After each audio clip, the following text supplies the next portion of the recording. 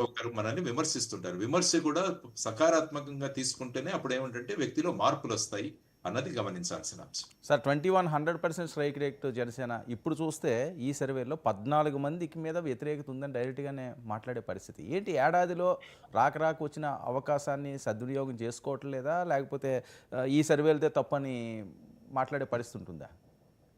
అంటే ఇప్పుడు ఏమైపోతుందంటే అందరూ ఇన్వెస్ట్‌మెంట్ చేసి వచ్చినోళ్ళందరూ. వాళ్ళు 30,00,00,000, 40,00,00,000 పెట్టి వచ్చినోళ్ళు కాబట్టి వాళ్ళు వసూలు చేయడానికి ప్రయత్నిస్తారు డెఫినెట్‌గా. హ్మ్. దాన్ని ఆపాల్సిన బాధ్యత వారి మీద ఉంది. పక్షాల అధ్యక్షులు ఎవరైతే ఉన్నారో వారందరూ తర్వాత ఏంటంటే వీళ్ళందరికీ కూడా ట్రైనింగ్ ఇవ్వడం చాలా అవసరం. హ్మ్. చాలా మంది ఫస్ట్ టైమ్ ఎమ్మెల్యేస్ అన్ని పార్టీల్లో ఉన్నవాళ్ళు. అవును.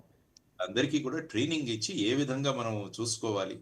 ఇదన్నీ కూడా వాళ్ళని మార్గదర్శనం చేయడం అవసరం. తర్వాతొచ్చేసి ఇన్వెస్ట్‌మెంట్ పాలిటిక్స్ ఉన్న ఈ రోజుల్లో అంత డబ్బులు పెట్టి ఎన్నికైన వాళ్ళు డెఫినిట్‌గా దానికన్నా ఎక్కువ వసూలు చేసుకోవడానికి వాళ్ళు ప్రయత్నిస్తారు. హ్మ్. అందుకనే నాకు కూడా చెబుతున్నారు. చాలా చోట్ల బెల్ట్ షాపులున్నాయి. తర్వాతొచ్చేసి ముఖ్యంగా ఈ పేకాట క్లబ్బులన్నవి చాలా ప్రాంతాల్లో వచ్చేసాయి. ఇవన్నీ కూడా చాలా ప్రధానంగా మాట్లాడుతున్న అంశాలు. హ్మ్. సో వీటన్నిటిని కూడా ఫీడ్‌బ్యాక్ తీసుకొని దాన్ని ఎలా నివారించాలి అన్నది చూడాల్సిన అంశం. పార్టీ అధ్యక్షుల మీద ఇది గురుతరమైన బాధ్యత.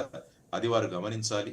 కాబట్టి ఇటువంటి వాళ్ళని ఎవరైనా ఉంటే ఒకరినిద్దరిని రాజీనామా చేయమంటే కూడా సరిపోతుంది. అప్పుడు నిజమైన ఇది బయటపడుతుంది. హ్మ్. ఈ విధంగా మాకు ఫీడ్‌బ్యాక్ వచ్చింది.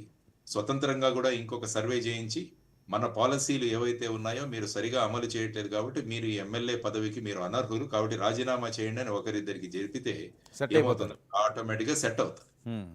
మళ్ళా ఇది డైలాగ్ అంటారు. సినిమా డైలాగ్ అంటారేమో గాని సెట్ అవుతుంది.